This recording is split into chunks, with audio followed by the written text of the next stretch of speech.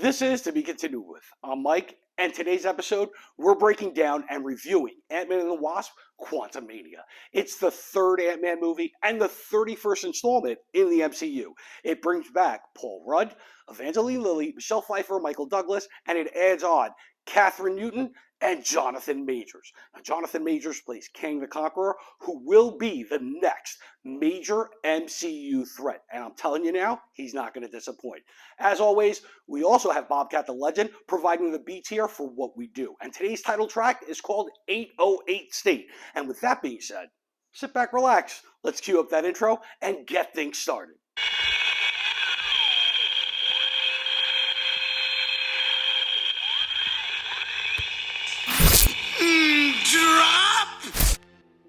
After the events of Endgame, Scott Lang is doing pretty damn well for himself. He's basically a celebrity now due to capitalizing on his contribution to bringing back half the universe after the snap.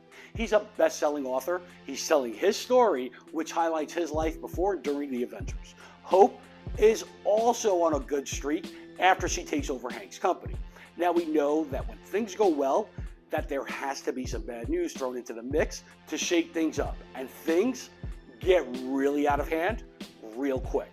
Because after getting Cassie out of jail for shrieking a cop car when she helps out the protesters, we find out that Hank, Hope, and her have been working on a device that is sending signals down into the quantum realm. It's here that Janet starts telling them to turn it off because of something she hasn't shared with them. And right then and there, the device goes bonkers. I mean, it starts sucking everything and everyone in that room down into the quantum realm. This is exactly the point where the movie turns into Journey to the Center of the Earth, just a bit more trippy. Now, Hank, Janet, and Hope end up together, while Scott ends up looking for Cassie. It's here that Janet explains why the device and returning to the quantum realm scares the shit out of her. You see, the actual beginning of this movie is a flashback that shows us what got Janet so scared. Because when Janet was trapped in the quantum realm, she ended up saving a man that somehow crash landed and was exiled there just like her. Enter Kang the Conqueror, who comes off as someone that is scared and is simply looking to fix his ship so that he can get back to the real world. Now, Janet does help out, but she discovers his true motivation when she touches the ship's power core. She sees that in actuality, he's looking to get back so that he can conquer everything.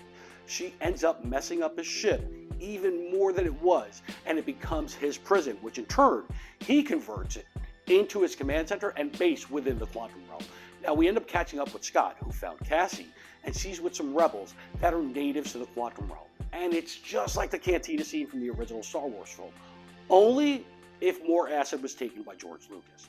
But so far, the movie really grabs your attention by showcasing the family dynamic and then throwing that family into a crazy new world that's really out there. Janet ends up getting help from Lord Krylar, who's played by Bill Murray, but he ends up backstabbing her and alerting Kang's minions to what's going on. She ends up escaping, and her and Hank set out to find Scott and Cassie. We see that Scott and Cassie are with the locals, and suddenly they get overtaken by Kang's troops, who are led by MODOK. Now, it's bad enough that the locals don't trust them because of their affiliation with Janet, but then this ends up happening. Now, Scott and his daughter are prisoners of Kang, and he threatens to kill Cassie if Scott doesn't help him get back his power core that Janet messed with and stranded him there. Scott does agree, and we get to see him shrink even more into the quantum realm, and it suddenly begins to split into multiple variants of Scott, which is a really cool and trippy scene. Hell, we even get a Baskin-Robbins Scott, and they all end up working together to get the job done. And now, right when things look like they're not going to get any worse and not work out for them, Hope shows up for the rescue. It's a cool scene that shows the determination that Scott has in order to save his daughter. It's at this point that we see that Cassie doesn't really need to be rescued because she ends up escaping Kang's grasp with the help of MODOK, who, get this, is really Darren Cross. Darren became MODOK with the help of Kang after he was defeated in the first Ant-Man movie by Scott. Now, it's a great concept and a really cool way to have MODOK be in the MCU, but honestly, he's one of the things that I could have done without. Not only did he look like George Lopez, yeah, from that Spy Kids movie, But he felt like he took the comic relief spot from Luis, which was played so well in all those previous Antman movies. Anyway, getting back on track, we see that Kang ends up capturing Janet and shoots down the ship that her and Hank came in on when they showed up to help. Cassie escapes along with Dentora, who is the leader of the rebellion, and they start to put together an uprising against the Conqueror. It's at this point where Scott, Hope, and Cassie go into battle along with the rebels, and a huge battle erupts. Now, even though Kang has his own army, has far more advanced tech, it does not stop him from being on the front lines of this battle. He takes out a lot of the rebels on his own, but Hank shows up with an army of intelligent ants that were also sucked into the quantum realm when this whole fiasco started. Cassie then convinces MODOK that he doesn't have to be a dick, and with his help, along with the rebels and the ants, they end up turning the tide of the battle in their favor. Cassie steps up too. She reveals that she also has her dad's size-changing abilities, and they start to take out and tear down Kang's forces and fortress. Some great scenes, action, everything takes place only for this third act to hit its high mark, because we see Janet fixes Kang's power core, and remember that he took her captive, but Scott makes it to them and we see him call out Kang. It's here that things look bad again for Scott, since Kang is pretty powerful, but Scott does come out on top after being put through the ringer. Janet and Hank end up fixing the gateway portal that originally brought them to the quantum realm, and Hope helps out Scott when the two of them throw a mix of red and blue pin particle discs at the power core. Not only does it really do a number on the power core, which destroys it, but Kang gets caught in the explosion as well. It's a happy ending for this roller coaster fun ride, but it's not the last time that we see the Ant Fam as well as Kang, because you see, Kang is a product of He Who Remains getting killed in the Loki series, which sets up and recreated the multiverse.